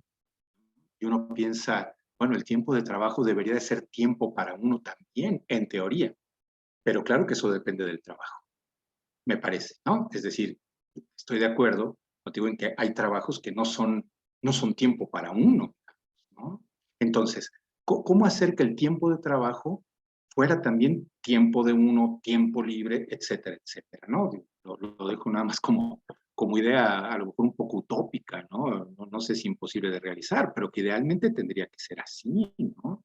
Y creo que si fuera así, entonces el tiempo desocupado, el tiempo libre, no sería de embobecimiento, ¿verdad? Podría ser un tiempo en el que uno le quedaran, digamos, todavía ganas de no hacer esto que tú comentabas, que es como desconectarse de todo, ¿no? Y no querer volver a saber nada. Cosa que la única posibilidad de hacerlo, si no me equivoco, es el sueño, el hecho de dormir, ¿no? Y hasta eso, nosotros sabemos, por ejemplo, cuántas veces no escuchamos también analizantes decir, ¿no? No pude dormir pensando en la junta de mañana porque mi jefe, etcétera, etcétera, digamos, ¿no? Que eso nos arranca hasta el sueño, digamos, ¿no? En fin, era un poco esto que quería comentar. Y la pregunta final era, me pareció también muy interesante lo que dijiste sobre enigma y misterio, ¿verdad? Por ejemplo, en el consultorio, por ejemplo, ¿no? En el espacio de y sí, de acuerdo, el enigma, digamos, se le plantea a uno no sabe muy bien qué responder, pero hay quien tiene la respuesta, ¿no? Como con Edipo, por ejemplo, la respuesta está ahí en espera de que la persona resuelva el enigma, etcétera. Y tú decías, bueno, no por ahí, sino misterio. Pero el problema con la palabra misterio es que, si no me equivoco, es una palabra, no sé si de origen, pero sí de resonancia religiosa, vamos, ¿no? ¿Por qué Dios hace o deja de hacer? Es un misterio, vamos, ¿no? Bueno, en fin, esta es nada más, digamos, pregunta si cabrá, pues, entonces, otro término que no sea ni enigma ni misterio para, por ejemplo, lo que ocurre en un análisis. Sería todo. Gracias, Jorge. Qué interesantes comentarios, me dejan reflexivo. Fíjate que yo pienso que justamente se atraviesa con esta práctica, ¿no? Porque sabemos bien que no la podemos pensar como en términos meramente económicos, ¿no? Por ejemplo, creo que es un comentario que se atraviesa con nuestra práctica, ¿no? Sabemos que no lo podemos pensar como con signos de pesos, ¿no? Por decirlo de alguna manera, que bueno, claro que siempre uno escucha casos así que dan un poco de molestia. Y yo creo que en efecto el ocio y el trabajo son temas dicotómicos en la historia de las ideas, por decirlo de alguna manera. También creo que hay posibilidades como, o sea, no es mi intención, por supuesto, plantear algo, saben, como ideal, porque sabemos que no va por ahí el tema, sino describir una serie de fenómenos que creo que todos vemos en los analizantes, ¿no? También, y que están cruzados por la cultura, ¿no? Por nuestro momento cultural. Yo también creo que la posibilidad es como de saber, miren, yo sí retomaría esta idea de que al final el sujeto hablante se escapa, ¿no? Por ahí. Es decir, que aún en las series más cotidianas, la gente en análisis lo puede platicar, ¿no? Como algo de su propia subjetividad. Ayer tuve una sesión sumamente interesante con un analizante que obviamente yo sé que no está en una mesa clínica, pero que fue a ver la película de David Cronenberg, la última, de Crímenes del Futuro, donde hay una serie de, si la han visto está bien interesante, hay cuerpos fragmentados, hacen performances donde sacan los órganos, es una película muy locochona, y pudimos trabajar una serie de cuestiones a partir de esa película, ¿no? Pero por el otro día también trajo lo mismo con la serie de Westworld, que es una serie súper comercial, que también está, que esa está en Netflix, y pudimos jalar algo como de su propia subjetividad. Yo no es, por supuesto que no es la intención, ¿no? Como platicar algo realmente como idealizado. Creo que la dicotomía entre trabajo y ocio es algo que se mantiene y que posiblemente se va a seguir manteniendo, pero a mí lo que me resultó interesante de las lecturas las venía leyendo y para la charla, es como esta advertencia de Theodor Adorno del entretenimiento pop. En su momento él lo platica sobre todo ligado al norteamericano, como algo que por naturalidad, casi por un movimiento natural, a sí mismo, intrínseco, se separa de lo crítico, ¿no? Y yo pensaba cuando lo leía que en efecto lecturas como la de Byung-Chul Han nos pueden llevar todavía a un segundo momento, ¿no? Como dices, como de emboamiento, como de desmentalización. Por supuesto, no como desde el banquillo moral de no debiera ser, sino como desde de la reflexión de la cultura, ¿no? De qué está, con qué sujeto nos encontramos que están atravesados por esta situación. Pero ciertamente me parece que yo no pensaría que el trabajo estuviera peleado con la posibilidad de juego, como tú bien dices, ¿no? Creo que eso lo podemos atestiguar todos acá, que en los consultorios estamos siempre pensando entre esta lógica del interno y lo externo, y que podemos encontrar espacios de vitalidad, ¿no? En el trabajo. Pero también creo que es algo que se escucha cada vez menos, ¿no? Y que la posibilidad, yo retomaría tanto a Heidegger como a Adorno, es que tanto el arte, y yo agregaría, por supuesto, el psicoanálisis, tengan todavía este espacio de juego y que escarben de los entretenimientos homogeneizantes, algo del sujeto hablante, ¿no? Es algo que yo pensaría así, no por supuesto en un término ideal, porque fíjate que también el otro tema es muy interesante. Sí, es una palabra que él se utiliza que me pareció como curiosa, eh, pero está ligando sobre todo a este primer momento donde algunos analizantes traen como esta idea de que el analista les va a dar una respuesta, ¿no? Una entrevista que yo tenía que no sabía quién era su padre, me decía, si yo supiera quién es mi padre, sabría, ¿no? Sabría yo quién soy, ¿no? Y ahí evita la posibilidad del juego. evita la posibilidad de plantearse mil aristas sobre su identidad que no tienen que ver con una respuesta única. Y eso es a lo que se refiere este texto de transitar hacia una pregunta de lo misterioso. Misterioso yo lo ligaba en la plática al misterio heideggeriano, a la posibilidad de la aletheia, ¿no? Del desocultamiento, de que las cosas se ocultan y desocultan. Yo lo ligaba a eso, ¿no? Como la posibilidad de pensar esta frase de Meltzer, como lo piensa Heidegger, que la naturaleza humana se oculta y se desoculta, que cuando el paciente tiene un lapsus se desocultó algo, ¿no? Que cuando el paciente tiene un olvido hubo un desocultamiento, ¿no? Que cuando el paciente, de las 30 series chafas que ve en Netflix, una le llamó la atención y la llega a platicar a la sesión, hay algo de desocultamiento, ¿no? Hay algo de desocultamiento. Sé que son algunas reflexiones que yo traía, es decir, tenía yo ganas de pensar algo alrededor de eso, pero el misterio, efectivamente yo creo que tiene razón, ¿no? Que trae como una carga ahí bastante religiosa, pero la misma palabra utiliza Heidegger para hablar del desocultamiento, habla del misterio, de la naturaleza como misteriosa, ¿no? Es que el arte es misterioso, ¿no? O sea, esa es una cualidad del arte, que cuando yo veo una película construida reflexivamente o con cierta profundidad, que no, insisto, no es un banquillo de la moralidad estética, ¿eh? Pero cuando yo veo una película, sé que hay algo que se oculta ahí, y eso que se oculta es algo de la estética, pero también es algo mío. Entonces, yo lo que trato de pensar es justamente que hay que rescatar, hay que seguir manteniendo la lógica del misterio, ¿no? Como un evento de desocultamiento.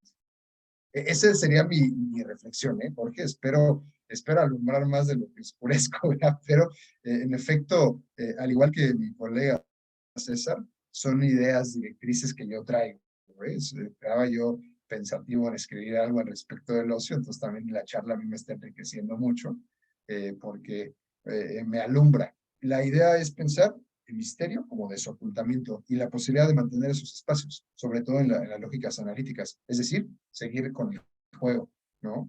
No en un término ideal, así lo pensaría yo. Quisiera decir algo. Ahorita con esto que estaba diciendo Jorge, es que el título es maravilloso desde la charla. Hay una canción muy famosa de Rodrigo González, No tengo tiempo, se llama la canción. Muy, muy famosa. Pero hay un concierto que se grabó cuando estaba en Aguascalientes, y antes de introducir la canción dice, esta es la canción de un tipo que despierta en una resaca de alguna borrachera o algo por el estilo, y se da cuenta de cuánto tiempo ha perdido. Estaba pensando en como preguntarte, ¿no? ¿Qué piensas? ¿Se hace ese tiempo? O sea, dice que no tiene tiempo para cambiar su vida, eso es lo que dice la canción.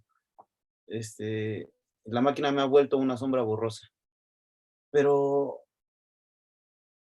¿a qué tiempo se refiere el que no hace, si se acaba de meter una borrachera durísima?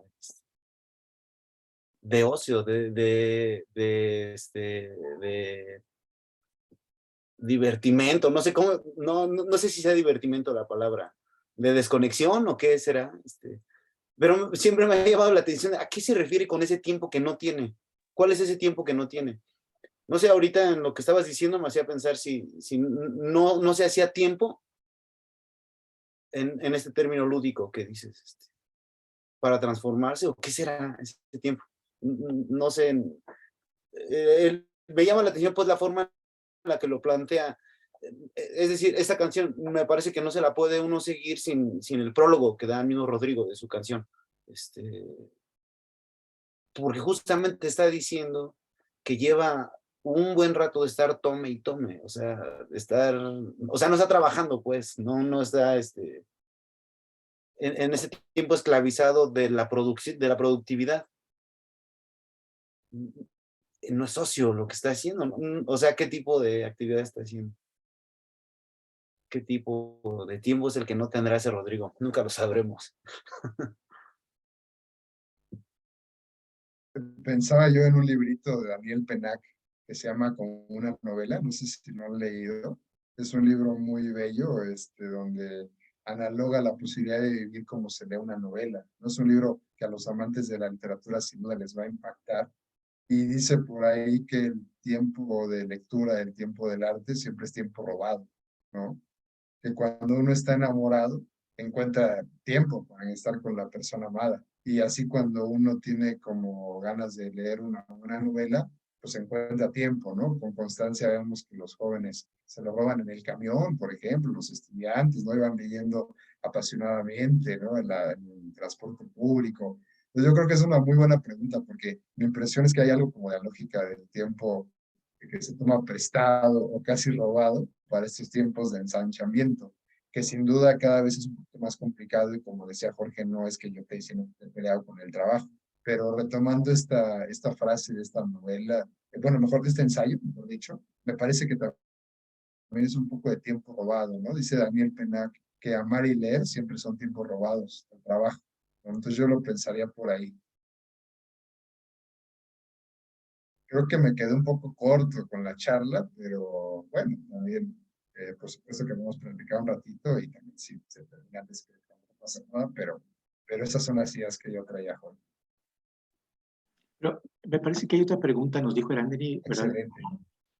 Bueno, hay un comentario de Nicolás Rivera. Dice que interesante plática. El ocio es un tema que escapa a todo discurso, como si generara su propio lenguaje. Gracias por tan interesante charla, César, y gracias por este espacio. Me hicieron la tarde. Bueno, yo comentaba, había visto hace un momentito que Ariana había levantado la mano, pero no sé si quiera tomar la palabra. Adelante. Sí, bueno, nada más rápidamente, creo que, bueno, nada más me llevó lo que están diciendo a una reflexión, sobre la palabra habitar y cómo me lleva a pensar esta palabra como en un acto o al menos en una decisión de habitar ya sea la muerte o la vida, pero como dentro del psicoanálisis, como en pensar en la responsabilidad, ¿no? De habitar en alguna de ellas dos, ¿no? Eh, como si en el paciente a veces encontráramos o en uno mismo como que cierta imposibilidad de moverse de ciertos espacios psíquicos, ya sea de muerte o así lo pensé.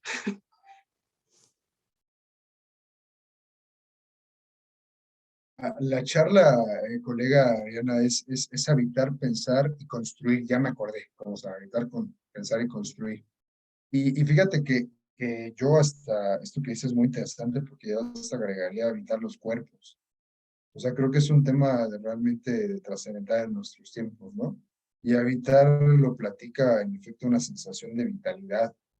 Yo leía un texto también sobre arquitectura y psicoanálisis que me felicitaba hace rato del panóptico, porque también este analista, ahorita se me escapa el nombre, no lo tengo en mis notas de la charla, pero lo leí hace relativamente poco. Lo que dice es que en realidad la gente que menos, o sea, que en realidad la gente menos libre es el vagabundo, porque no tiene un espacio de intimidad del cual pueda sustraerse de la mirada avasallante del otro, ¿no? Entonces, habitar tiene que ver con también la posibilidad de lo íntimo. Este autor lo que liga es habitar, tiene que ver con la posibilidad de lo íntimo. No es así que Freud hizo un espacio donde creyó que conjunto con las histéricas que los secretos del dormitorio tenían la verdad. Entonces, habitar, este autor les pone espacio un número con mucho gusto, tiene que ver con lo íntimo. Entonces, también creo que es un tema ligado a la charla, porque el ocio como lo estamos planteando, es un lugar de lo íntimo, o sea, de juego, de poder pensar que aquello que yo estoy leyendo se liga conmigo, que estoy viendo se liga conmigo. Entonces, sí, yo también lo ligaba por eso al concepto de habitar, porque la otra posibilidad es vivir en el desarraigo, ¿no? En cierto sentido, en la pulsión de muerte, tanto quitar catexia, ¿sabes? En tanto, así muy freudianamente, en tanto no tener un arraigo vital. Entonces, yo creo que este comentario está muy padre, Ariana. Muchas gracias por el comentario.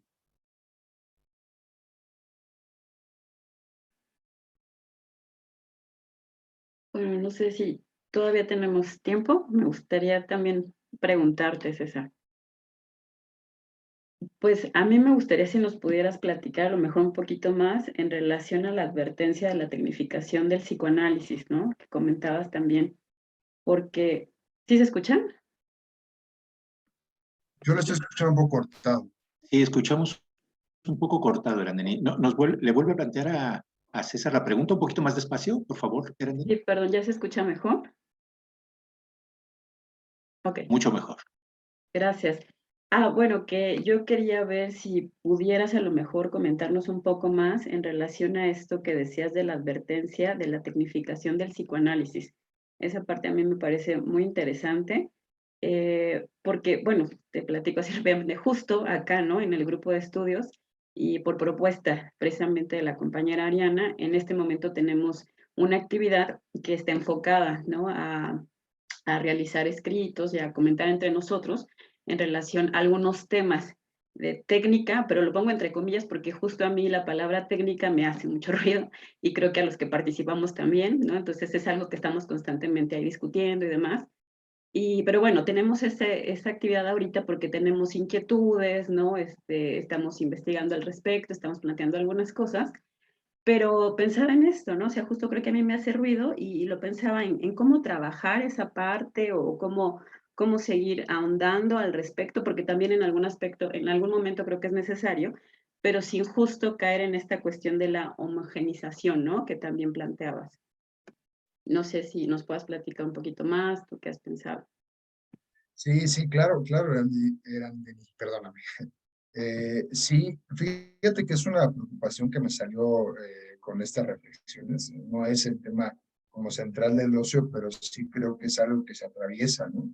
Porque, o sea, sabemos por los discursos, ¿no? Por este quinto discurso de Lacan, que al final el capitalismo tiene esta cuestión como de la homogenización, ¿no? Esto creo que es un tema hablado, ¿no? De cierta manera, y que, fíjense, es que donde yo me formé, vean, no es que yo esté hablando mal, que no es así, doy clases ahí, no van a correr. Tuve yo 4 o 5 semestres de una materia llamada técnica psicoanalítica. Entonces, es muy curioso. Sí, hasta luego, colega, no te preocupes, sé que algunos tienen que ir. Es muy curioso porque clasificaban, ¿no? Las interpretaciones. Y hay chorrocientas mil clasificaciones a nivel de la IPA, ¿no? De interpretaciones. Entonces, la sensación justamente que yo empecé a tener después en otros grupos, pues que era justamente que podía prestarse mucho a la lógica que Heidegger platica. Heidegger en este libro sobre la técnica, así se llama, es un escritor, distingue la técnica clásica, que les digo que es la técnica, pues básicamente hasta finales del medievo, de la técnica moderna, ¿no? En efecto, donde la técnica moderna está el discurso de la tecnificación, del homogéneo. Entonces, el psicoanálisis tiene una lógica de tecnés, si lo piensa uno clásicamente en ese sentido, ¿no? Porque hay un acto singular, si bien obviamente que hay ciertas cuestiones que hay que saber, ¿no? Ciertos momentos lógicos, ciertos momentos del proceso analítico incluso, ¿no? Si lo queremos pensar así, me resulta como justamente de repente, me resultó curioso, ¿sabes? Como salir de donde estudié y encontrarme que había otras formas de pensar esto, porque yo tuve, no les exagero, en el posgrado en el que estudié, tuve 4 o 5 materias de técnica, y es increíble la ramificación casi psiquiátrica, ¿no? De los tipos de interpretación, es muy curioso. Entonces, en efecto, yo creo que sí hay como un problema como de poder perder la singularidad de la sesión, ¿no? Y del caso. Lo mencioné un poco de pasada porque el texto de Heidegger tiene una reflexión muy prudente al respecto y que yo creo que nosotros como psicoanalistas pues tenemos que escuchar, ¿no? De repente por ese lado. Eh, Me parece que justamente es la misma cosa paralela que uno pensaría con la técnica artística, ¿no? Que si bien en efecto el escultor tiene que tener cierta preparación, hay algo de la lógica de lo particular e incluso, ¿por qué no?, de lo inefable, ¿no? En el acto analítico. Pues Theodor Reich lo platicó mucho y fue muy criticado en su momento. Theodor Reich tiene un texto muy bonito sobre la sorpresa en el psicoanálisis, ¿no? Sobre la sorpresa. O sea, y él privilegia la interpretación psicoanalítica como sorpresiva y fue muy criticado por los analistas posteriores, sobre todo de la IPA. Y a mí me parece que es una idea muy linda pensar en eso que agita, o sea, ya de alguna manera Theodor Reich ya lo ponía enfrente. Solo es una reflexión de paso, pero yo creo que sí es muy interesante este texto de Heidegger. A mí, como analista, me hizo mucho ruido cuando lo leí. César, perdona, si no hay alguien que vaya a intervenir antes, una pregunta muy rápida de lo que acabas de decir, Claro. me parece muy interesante. El libro de Reich sobre la sorpresa. Dijiste tú ahorita, un poco parafraseando y resumiendo mucho, la interpretación debe ser una sorpresa, ¿verdad? La interpretación Sí. psicoanalítica debe ser una sorpresa. Sí, ¿Para sí, quién? sí, sí. ¿Para quién? Ah, qué buena pregunta.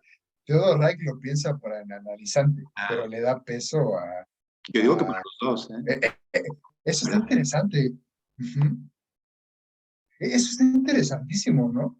Porque justamente parece romper esta cosa como de reflexión consciente del analista en la interpretación tecnocrática. Esto está padre. No sé, digo, yo sé que no es que tú de la charla vea hoy, Jorge, pero si lo pudieses comentar un poco más, eso me interesaría mucho. Sí, bueno, claro, gracias, César, por tu interés. No, bueno, es algo que yo creo de alguna manera estaba implícito en lo que tú estabas planteando, por ejemplo, con lo del misterio, etcétera. Es decir, que la intervención, para no decir interpretación, analítica, Sí, sorprenda al analizante, sí, es bastante esperado, ¿no? Que no sea una cosa como de, sí, bueno, eso ya me lo sé, ¿no? O qué me dice usted, qué sé yo, ¿no? Pero yo creo que debe sorprender a ambos, porque, digamos, si el mismo analista se ve sorprendido por la intervención que hace, creo, significa que esta no ha sido una cosa racionalizada por él. No sé si me explico, es decir, no es una intervención que venga desde el, yo ya me leí tal y cual libro y sé que el Edipo y sé que la castración, qué sé yo, ¿no? Dicho todavía de otro modo, a lo mejor es demasiado optimista como yo lo estoy pensando, pero creo que si sorprende a ambos, ¿qué tiene de técnica? En el sentido de, me lo enseñaron en la escuela. claro, totalmente de acuerdo, Jorge. Es algo que uno escucha en algunos institutos y que justamente creo que Heidegger, sin quererlo, se puede utilizar para este elemento crítico. Porque yo también creo, Winnicott también lo llega a comentar, por ejemplo, Winnicott, que son estos grandes autores, no lacanianos, pero gran autor, y él llega a decir que con constancia, él dice que el análisis es una dialéctica de encuentro y desencuentro, y que con constancia en el desencuentro, que es entre pacientes, él se sorprende de la intervención que hizo con el analizante pasado. Y yo creo que es cierto lo que dices, o sea, es decir, es una sorpresa para ambos, ¿eh? Porque justamente es un desocultamiento. A mí ese texto de Heidegger me parece que es muy interesante para que nos permita criticarnos este tipo de reflexiones. Lo hablo ahí sí desde mi experiencia personal, porque cuando yo estudiaba esto sí te decían un poco, no, es que hay que interpretarle esto y lo otro. Digamos que un poco de pereza, ¿no? Como ese tipo de intervenciones. Y en efecto, había como un peso, como de si uno no pensara bien la interpretación, fuera algo erróneo, ¿no? Entonces, mi entender con esta lectura es que se caería en la técnica moderna, no en la técnica del desocultamiento ni de la develación del misterio. Esa sería mi lectura del texto que yo planteaba, totalmente de acuerdo, ¿eh? Me enriquece mucho tu comentario, Jorge, te agradezco muchísimo. Lili, adelante. Hola, buenas tardes, César. Interesante tu tema. Me llama mucho la atención el ocio con relación a lo artístico y aparte, bueno, yo estaba pensando de una perspectiva de también es tan educativo, ¿no? Porque en los propios institutos hay un sistema en el cual, muy estructurado, en el cual a los niños se les enseña, ¿no? Ciertas formas de hasta como de aprendizaje en el cual ya de por sí ya se da por hecho ya cuando uno va creciendo, ¿no? Por ejemplo, yo he trabajado así en esos ciertos institutos y me llama mucho la atención, ¿no? O sea, sí hay actividades en las cuales están relacionadas a lo artístico, pero son muy cortos. Y también me llamó la atención esta palabrita que tú dijiste, la contemplación, como que ya no hay este tiempo de contemplación, Y la relación también, me llama también mucho la atención en lo económico, la relación con el tiempo, ¿no? Pareciera que ya no hay tiempo de contemplar, ¿no? Ciertas situaciones que pasan, ¿no? Entonces, ¿cómo se podría, esa es una pregunta, cómo se podría uno en el propio espacio analítico llevar esto que ya de por sí ya está como en automático, ya, llevado, ¿no? Tal cual a un analizante, ¿no? Que ya te viene con ese discurso así tal cual, ¿no? Y gracias, Lili. Además, gracias por la invitación. También te agradezco mucho el acercamiento y la confianza. Sí, yo creo que, de hecho, es una reflexión planteable para varios tipos de eróticas, ¿no? No solamente a la analítica, a la de la enseñanza, y por qué no, incluso en un sentido más extremo a la enseñanza analítica también podría ser. Pero, en efecto, mi impresión es que la posibilidad está de pensar en el psicoanálisis como una similitud a la artística. José Attal platica por ahí en el texto del Pase a título de qué, tiene un capítulo interesante donde retoma, híjole, a ver si puedo encontrar la cita, pero donde retoma el poeta y los sueños diurnos de Freud, que seguramente muchos de ustedes ubican, y también Hannah Segal dice algo muy similar, pero bueno, en otro texto, dice que parece que lo que se nos olvida de este texto de Freud es que sí nos podemos identificar con el personaje, nos podemos identificar con el escritor, pero sobre todo nos identificamos con el escritor porque tiene 1000 posibilidades de creación. El escritor es un demiurgo, no que genera poiesis infinitas. ¿Y a qué voy con esto? Que José Tal dice, ¿no es eso también como el proceso analítico? Una especie como de posibilidad infinita. Esa es la lógica de la sobredeterminación freudiana, ¿no? Esa es la lógica del arte. Esa es la lógica de la literatura, ¿no? Sí, Italo Calvino dice en ¿Por qué leer los clásicos? Que el autor clásico configura infinitos universos, ¿no? El Quijote, ¿no?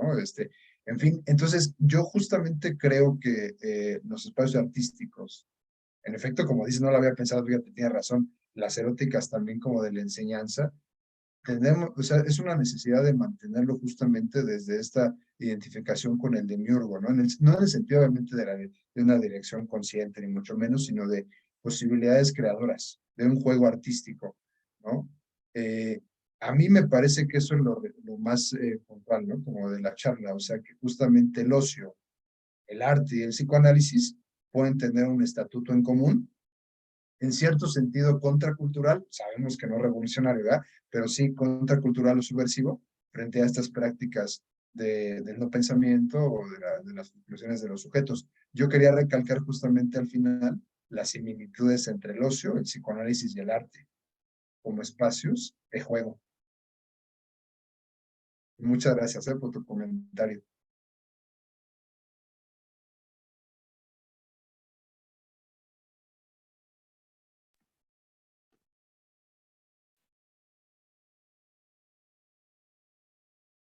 Bueno, quizá sea momento de que vayamos despidiéndonos.